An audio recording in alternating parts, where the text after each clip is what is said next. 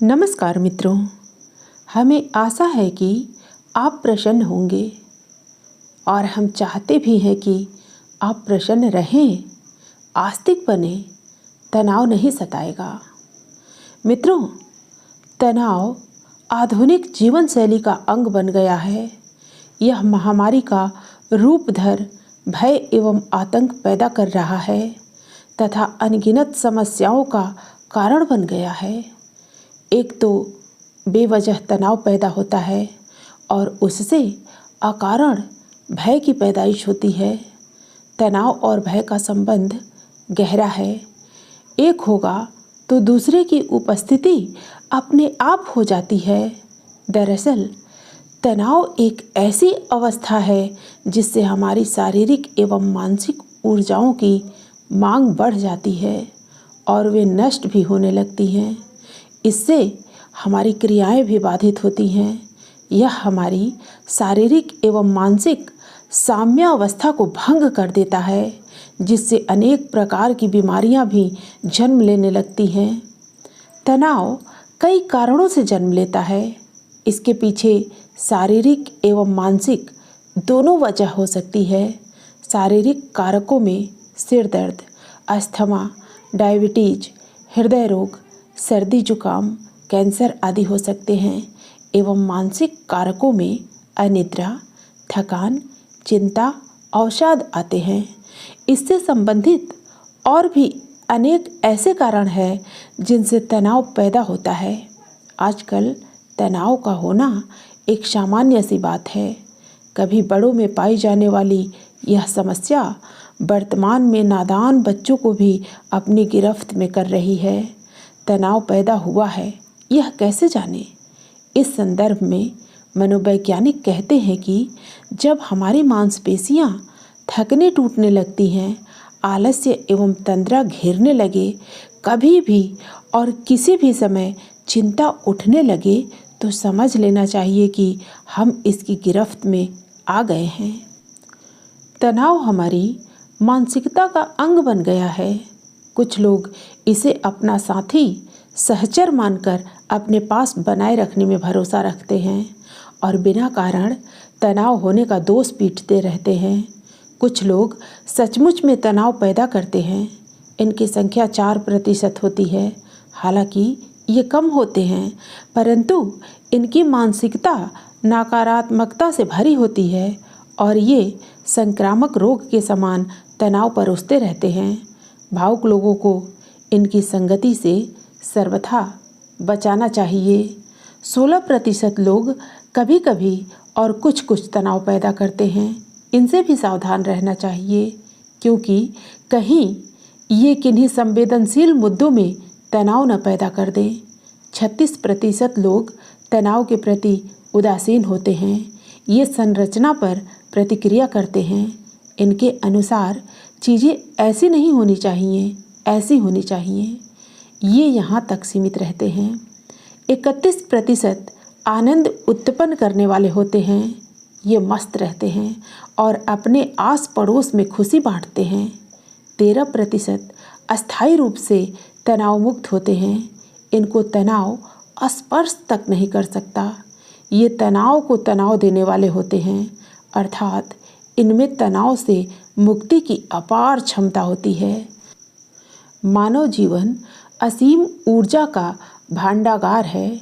यह ऊर्जा जब नकारात्मक चीज़ों में खपने लगती है तथा रचनात्मकता के लिए कमी पड़ जाती है, तो तनाव पैदा होता है।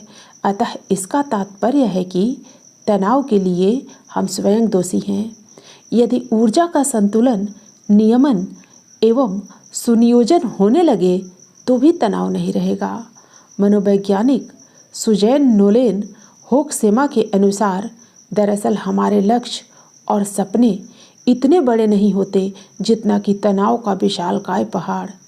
हमारे अधिकतर कार्य इसलिए अधूरे छूट जाते हैं क्योंकि हम मान लेते हैं कि ये तनाव एवं परेशानी देंगे, जबकि वास्तविकता इससे भिन्न एवं अलग है। अगर इसकी वजह को शांत मन से तलाशा जाए तो कहीं भी तनाव नहीं होता है। यह तो एक काल्पनिक डर होता है। यही वजह है कि कुशल एवं प्रतिभाशाली भी श्रेष्ठ कार्य को अधूरा छोड़ देते हैं। मानव जीवन में खुशियों के अनगिनत पल घुले हैं। मुस्कुराहट एवं उत्साह में ये निखर उठते हैं। इस संदर्भ में यूनिवर्सिटी ऑफ मिशिगन के मनोवैज्ञानिक फ्रेड कुशमैन का कहना है कि तनाव को जो जीवन का अविभाज्य अंग बना दिया गया है वह वास्तविक नहीं है। तनाव जीवन शैली भी नहीं है जो कि वर्तमान में बना दी गई है। यह हमारी अपने शरीर, मन, संवेदनाओं और ऊर्जा को व्यवस्थित न कर पाने की अयोग्यता है। जब इनके बीच असंतुलन एवं असामंजस्य पैदा होता है तो तनाव के रूप में एक अवांछित तत्व प्रकट होता है।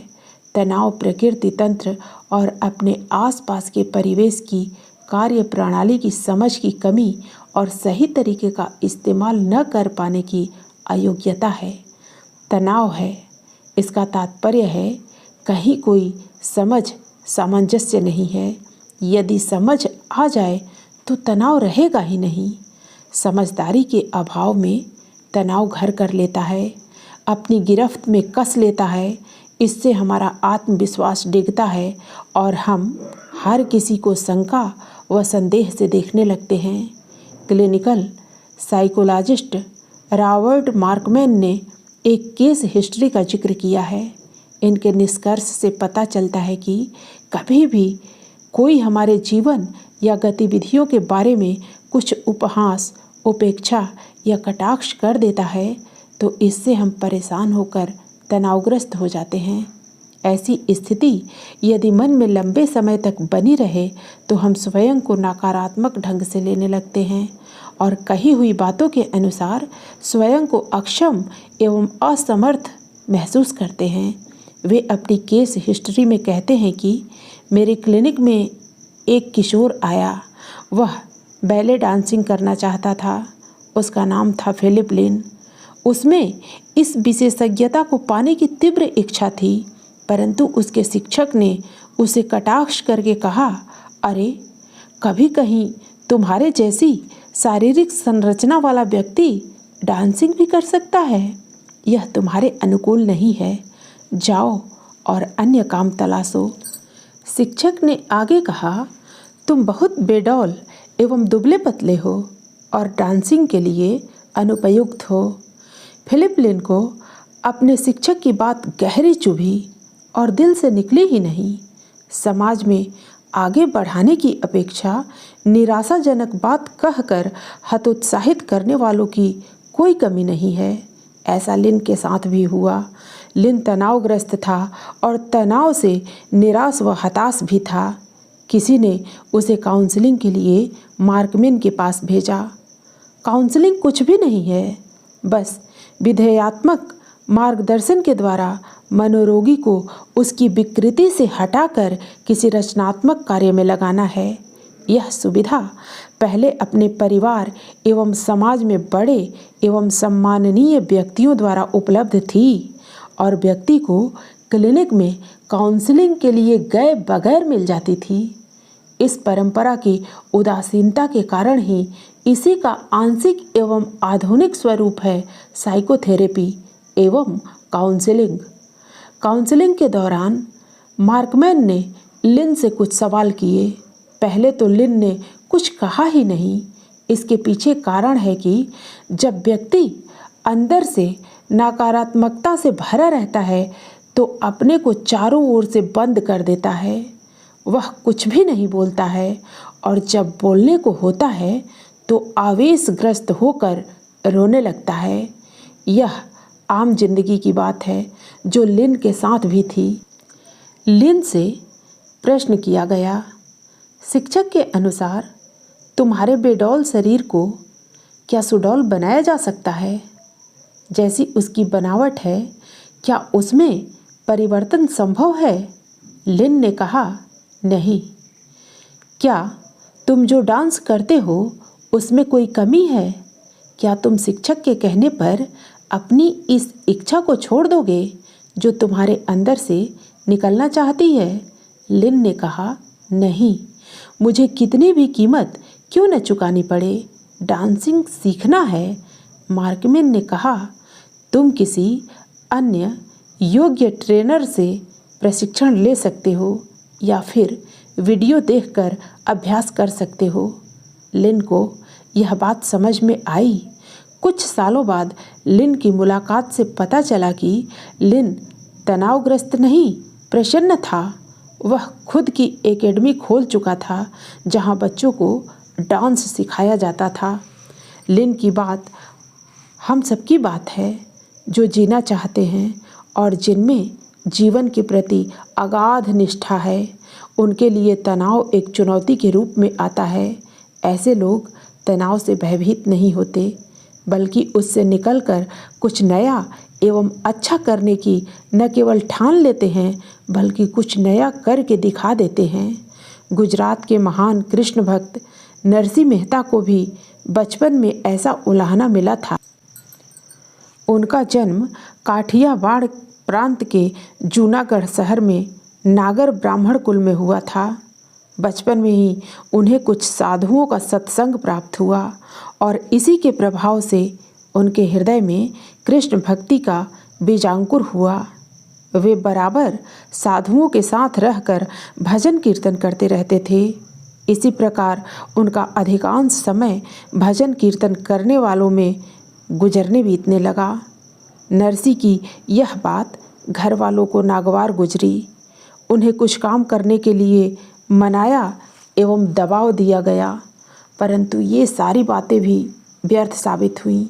एक दिन उनकी भौजाई ने कटाक्ष, व्यंग एवं ताना मारकर कहा कि ऐसी भक्ति उमड़ी है तो भगवान से मिलकर क्यों नहीं आते। पहले तो नरसी तनावग्रस्त हो गए। उन्हें कुछ नहीं सूझा। वे निराश एवं जीवन से उदास हो गए। उनमें तनाव के सभी लक्षण दिखाई देने लगे, परंतु उन्होंने इससे उबरने की कला भी महात्माओं से पहले ही सीख ली थी। बालक नरसी तत्क्षण घर से निकलकर जूनागढ़ से कुछ दूर भगवान शंकर के मंदिर में जाकर भगवान की आराधना अभ्यर्थना करते एवं खाली समय में संतों की सेवा करते थे। दीर्घकाल तक साधना करने के बाद भगवान शंकर ने स्वच्छ एवं पवित्र हृदय नरसी को दर्शन दिए। मान्यता है कि भगवान शंकर ने नरसी को गोलोक धाम ले जाकर गोपियों की रास लीला के अद्भुत दृश्यों का दर्शन कराया। तपस्या पूरी करके नरसिंह मेहता अपनी गृहस्थी चलाने लगे। वे घनघोर अभावों के बीच मस्त एवं प्रसन्न रहते थे। फिर उन्हें कभी तनाव ने नहीं घेरा। वे भगवान की भक्ति करते और हर अभाव को साक्षी भाव से देखते थे। यही तनाव से मुक्ति का दिव्य उपाय भी है। तनाव मुक्ति का सर्वश्रेष्ठ साधन है परमात्मा के प्रति विश्वास। परमात्मा इस सृष्टि का रचनाकार है। सबका भरण पोषण वही करता है। वह हमारा भी अवश्य करेगा। इसमें चिंता तनाव नहीं करना चाहिए, केवल अपना पुरुषार्थ करना चाहिए। तनाव मुक्त जीवन के लिए ओपरा विन्फ्रे ने लिव योर बेस्ट लाइफ अभियान की शुरुआत की है।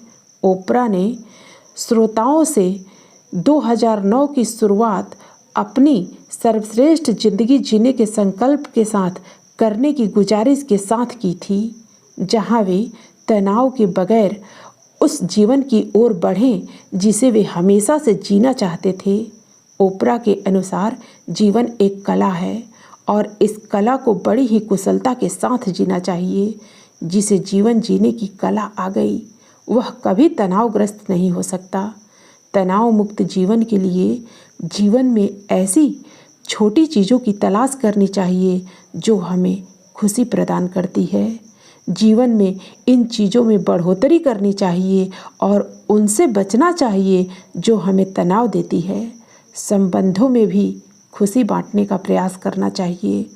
इंसान की दुखती रग को न तो स्पर्श करना चाहिए और न करने देना चाहिए। कोई यदि ऐसी तनाव वाली बात करे तो भी शांत एवं चुप रहना चाहिए। जीवन में खुश एवं प्रसन्न रहने की कला सीखनी चाहिए। यही तनाव दूर करने का सर्वोत्तम माध्यम है। फिर मिलते हैं अगली प्रस्तुति में नए लेख के साथ। धन्यवाद।